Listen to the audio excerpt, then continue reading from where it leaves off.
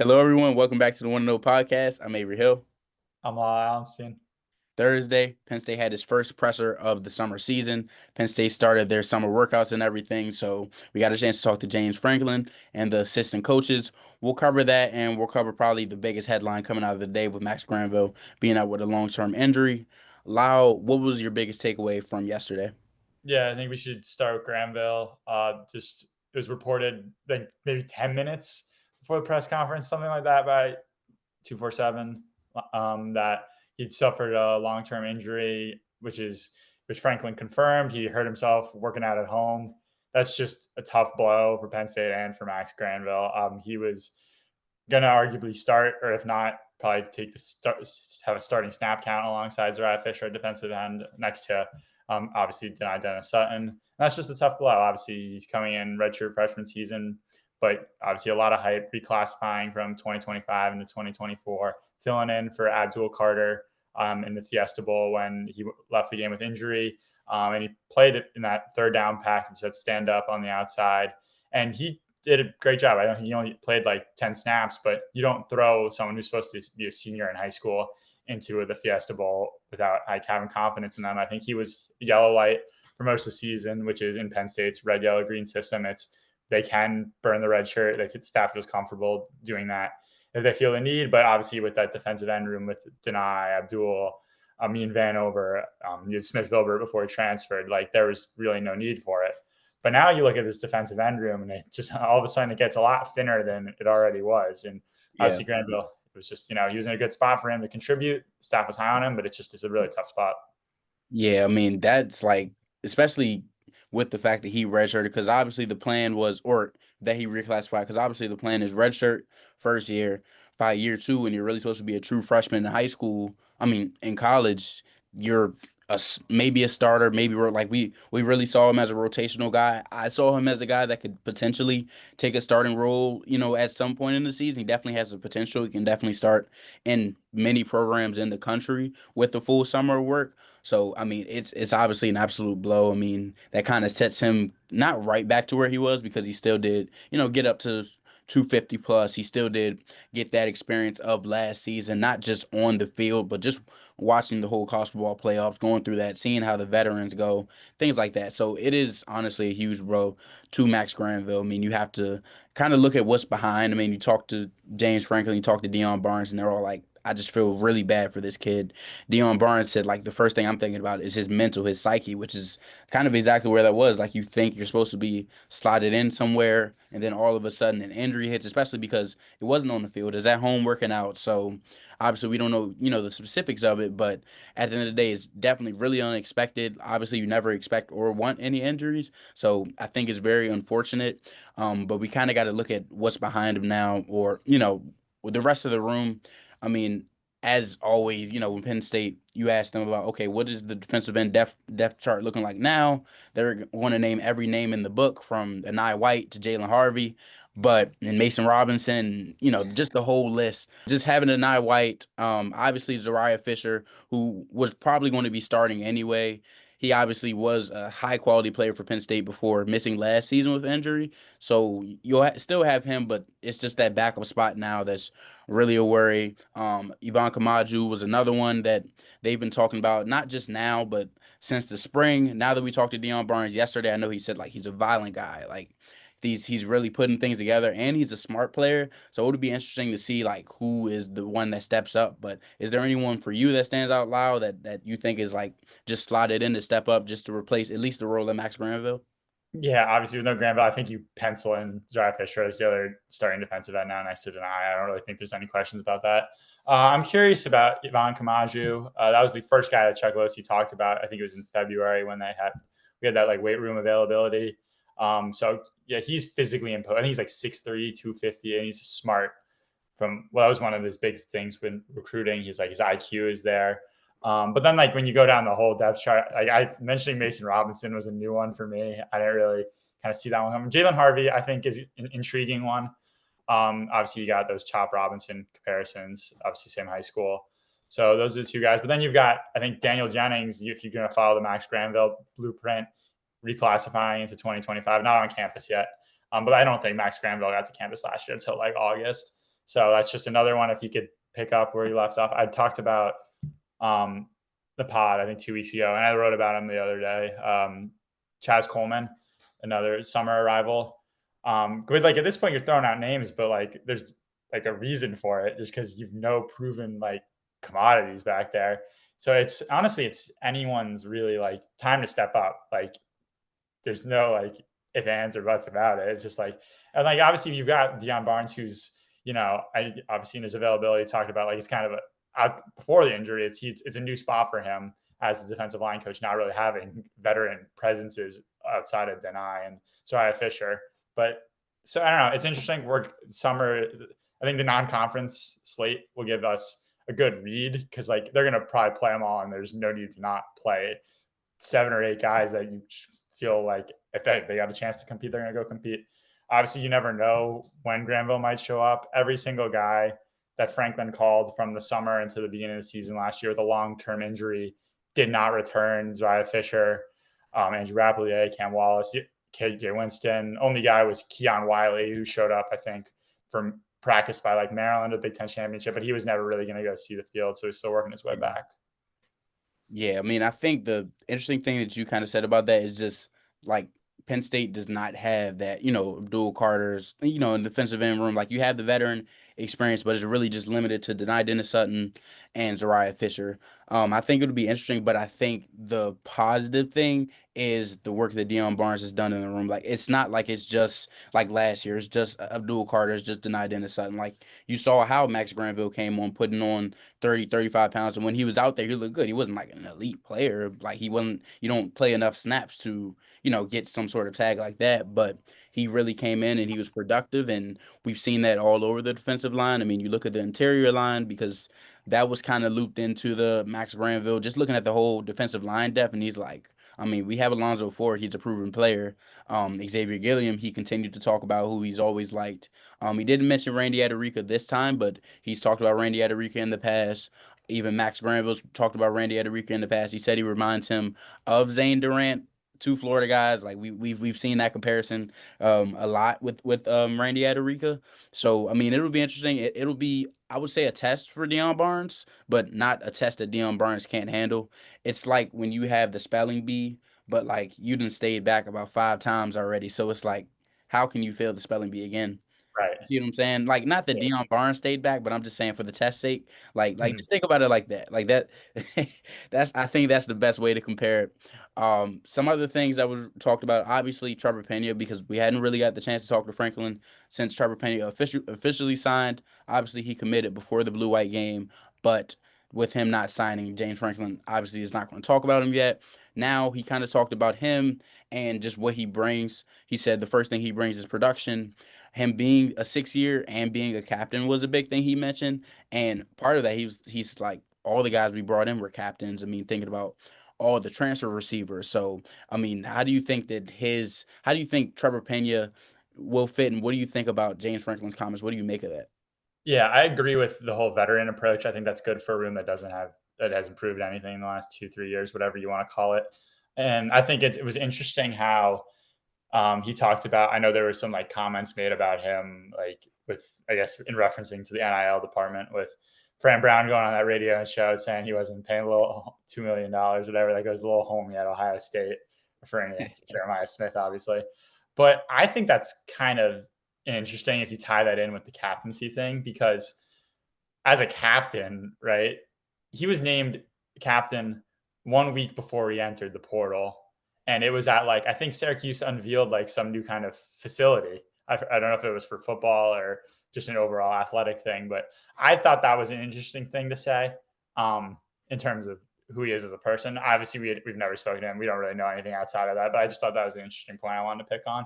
But other than that, I mean, Marcus Hagan's, I mean, you made comments saying like exactly what you expect from a 6 year football player who's proven himself, right? I think his quote was, he's earning his stripes, the respect of his peers by just how he works. He's doing a hell of a job showing up every day, preparing and working. Like we heard this last year when Julian Fleming came in. So it's the same kind of like, obviously What are Fleming you had trying to different kind say? of, it's Are different you kind of production, but like he put his head down, he worked, he earned the respect of guys around him. So Andy Kolnick, he talked about how he was used in the Syracuse offense as a chess piece, a guy he could kind of move around, does a lot, which fits into his scheme. I don't know. It's gonna be curious to see when we actually get to see him out on the practice field, and then obviously with the whole wide receiver room itself, including the transfers, we're not really going to know what it looks like till Oregon, like against going against real competition. So Yeah, and I want to kind of go back to what you just said about Julian Fleming because that was something James Franklin kind of nodded at in his presser. Like he's like, we're done looking for guys that, had the potential or, that had high potential but haven't really proven it at the next level. Like Julian Fleming, I think he had one season that you would consider good at Ohio State, but obviously the injuries and everything, he was never able to put that on. That was obviously a direct reference to him, and also even like looking at Dante Cephas, like guys like that in the past, like it was very clear that Frank was like, we are done with getting the guys that might put up 200 or 300 yards, but it's like, oh, they can maybe put up 800 yards at Penn State. And I mean that's pretty obvious. It's pretty proven. I think the least amount of yardage among the three transfer receivers is Kyron Hudson. And looking at the receiver room there, like it makes sense. It's not. I yeah, don't. It wasn't really a talent thing, and the film does not lie. If you watch Kyron Hudson, you watch the 50-50 balls. I think it was the play against Notre Dame. Like Kyron Hudson pops, and I think he'll. LSU. Yeah, I think he'll pop it. Oh yeah, LSU. There we go. Close enough. Kelly. There we go. Brian Oh Kelly. yeah, Ryan There we Kelly. go. That's why. Yeah, So yeah, so I mean, they all have their production. You're again seeing another trend of what Penn State is looking at, what James Franklin is looking at this season. That once again, like I feel like every single week, everything ties back to like we're going all out this year. We need proven guys. We need captains. We need like all of our guys back from the year before. Like that is very much natty or bust. Like it's something that we keep bringing up, but it is something that's reoccurring. Um, some other things that kind of popped yesterday, talking to Stan Drayton, he talked about adjusting to the Penn State culture. He was just talking about like it's a different standard. He's had to adjust himself, especially having Nick and Katron Allen there. I thought that was very interesting, especially given his track record because like coaching like Ezekiel Elliott, Carlos Hyde, like guys like that. Like you wouldn't expect that, but that's a very glowing compliment. And obviously, with him being at Penn State, he's obviously going to give a little more credit to Penn State than he might, maybe after his tenure. If his tenure, well, I guess it has to end at some point. But whenever his tenure ends. But I mean, I thought that was very interesting to me. I mean, I don't know if you had any thoughts about that at all. yeah. I think it was little similar points to when I talked to him in April. But I thought the one thing in April he kind of talked about just like the opportunity, whatever, how grateful he was, like with the standard, the culture that's kind of been envisioned, how taking a step back from being the head coach that allows him to focus on, not saying he was a bad head coach, but when you have 9 wins at Temple, it's like it's not really your thing. But he was before that, he's arguably Maybe not right now. How about yeah, that? maybe not right now in a program like Temple. But like before that, he was arguably the best running backs coach in college football.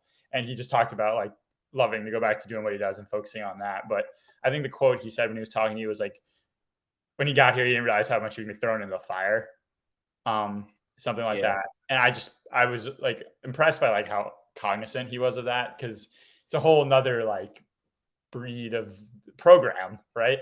And it's like you're coming in a position. Jaywan Sider left really late, and I mean, obviously Drain had already been fired from the gig at Temple, so it's like he was the best guy really on the market, whether you however you want to look at it. But he comes in, he's already you got to keep your two 2025 signees, I mean 2024 signees, Corey Smith, Quentin Martin, like because Jaywan's going to try to get him on board, whatever. You already have two of the best running backs in college football who just lost their running backs coach they've had that they started under the last 3 years. Then he's already had Messiah Mickens, Keemon Spell in the recruiting. Like Yeah. Yeah. that's a lot thrown at you at once, and he was aware of that. But honestly, he's pretty a level-headed guy. And so I think he fits the culture pretty well with what they already have on those position coaches. Yeah, like that was the interesting thing to me because when I talked to him about that, like he's saying like I had to adjust to this, like he's making it seem like he's never, had to be like a hard coach, something like that. But when we see him out there, he looks completely comfortable. Like he looks like he's been there before, which I mean he really has. Like obviously he's not, gonna like, put himself up here and he's gonna say that. But I thought that was a very interesting thing to me just to kind of hear him like, oh, I've had to adjust and I've had to make sure I can deal with them as if he isn't probably one of the best running back coaches. I mean, you could argue in the last 10 years, if not the best. Top 3, I would say for sure. I can't really think of much others, if I'm being honest anyway. So, I mean, yeah, so I thought that was interesting. I think the last thing we should definitely touch on is the linebacker room, specifically with Amari Campbell, another guy that obviously we weren't able to ask much about. Well, the last time we talked to James Franklin, he was making his pitch for Amari Campbell, so there's not really much you can ask him about a player that hadn't committed to the school yet. But yeah, they kind of talked about him. I know Dan Connor talked about him saying that he kind of watched every single play that he went through. And like they kind of said the same thing that, or him and James Franklin kind of said the same thing he said about Trevor Pena. Like they knew he was, the best guy in the portal. They got him. They know what they're getting. Like Lau, what were your thoughts? What were your takeaways from that part? Yeah, I thought it was interesting how well wasn't really expecting Franklin to reference Tamir Robertson again, and Oh this time yeah, he was throwing some more shade at him. But yeah, so like they didn't plan on going in the portal. I guess that means they were confident with the room they had with Tamir being assuming that number 3 guy is basically how I look at it now, and they didn't feel like whoever it is going to be between Keon Wiley, Anthony Specca, Dakari Nelson step up into that 3. I guess they didn't feel comfortable with that, which is why they went to the portal. Obviously, Amari Campbell reported his visit was right after, like the day after the blue white game when Franklin made that pitch. They got him on board, and I think wasn't a whole lot of feedback from who he is because he just arrived on campus, right? Like they're working out right now. They haven't even seen him on the field. Same thing goes for Pena. But biggest takeaway was Franklin doing his thing where he goes to his network to get feedback on a guy. Obviously, Tony Rojas was one of them, Virginia native, saw him recruiting on social media. But we had Mac Brown, GF Collins, obviously Collins is still the defensive coordinator at UNC, and Mac Brown obviously just retired. But no, he got fired. we'll just say he retired, He but retired. let's He be honest. retired. Let's He be retired. Okay. honest. Yeah, he retired. But yeah, and then Dan Connor talked about how he was sold right away when watching the film from Campbell when they was evaluating him. Watched that Minnesota game. Obviously, it's a common opponent, like the staff did with Devontae Ross when they played Iowa. Obviously, Penn State didn't play Iowa last year, but Big Ten, see him a lot. But then it's also, I thought it was interesting how Connor said he watched, because I'm writing a story about Campbell right now, 40 guys. And I was like, I don't know who you looked for in that last 2 weeks. Because, I mean, obviously, the only people we're aware of is Mohamed Torre from Rutgers, followed his former linebackers coach. I think it's Jeff Heatherman. I'm not even sure if Heatherman's for sure the last name, but who's now the DC at Miami. He followed him down there. Obviously, he's the older brother of Penn State safety Babu Torre. And then Shea Taylor at Ohio, who just followed his head coach to Charlotte. Those are the only guys we're linked to. And I'm like, I don't know how you're looking at 40 guys through 2 days, but I guess that's just the era of the transfer portal. And Dan Connor talked about how he's grateful to be in a position where Penn State has that kind of pull to be just attract guys to kind of play for them that want to be in a program like Penn State. So he doesn't really need to go digging himself. That's kind of what he kind of referred to it as, the difference between recruiting out of high school and, getting a guy out of the portal. But then he just talked about my biggest takeaway from what he brings from a skill set perspective is he can do a lot. He can cover, he can play in the box. He had 6.5 sacks. He can play on the outside. And I think it was interesting. The quote he was, not a lot of guys have that kind of multifaceted skill set with having 2 more years left of eligibility instead of like a 5th-year senior. So the other thing is he's played football. Other than Tony Rojas and Dom DeLuca, none of these guys have played football. So it's just like, obviously we're going to see him. Same thing as Pena. We're going to have to see him on the practice field, what he brings when he actually suits up in the blue and white. But so far, it's obviously they're not going to talk down on their new portal acquisition. So Yeah, I think that was the main difference, like that, like him as that, or compared to other transfers, like everyone else, like don't remember how much Devontae's. What, he has one more, 2 more, I Devontae think. Ross, Yeah, how much do you have left? maybe one. He might Yeah, not have any. yeah, he might. Yeah, at the most he has 2, but everyone else, like Kyron Hudson, Trevor Pena, like a lot of these guys that they're bringing in, and that's not just this year, but previous years. It's one and done. Like as we just talked about Julian Fleming, we talked about Dante Cephas. Like he wasn't one and done technically, but he became one and done at Penn Same with State. Malik McLean. Yeah, Malik McLean, like I mean, even Mitchell Tinsley, which was the one that worked out the best. Yeah. Like, but a lot of these guys are one and done. but there's upside with Amari Campbell, not just because he's already had the production, but because he has 2 years to do so. And you're getting with a guy like Dan Connor, who is now like officially taking over the linebackers role, even though we know he had it last year. So I mean, it'll be interesting to see how he fits in with Penn State, especially adjusting from ACC to the Big Ten. I think that'll be very interesting. Well, that's all we have. For more coverage, visit us at psucollegian.com and follow us on socials. We'll see you next time.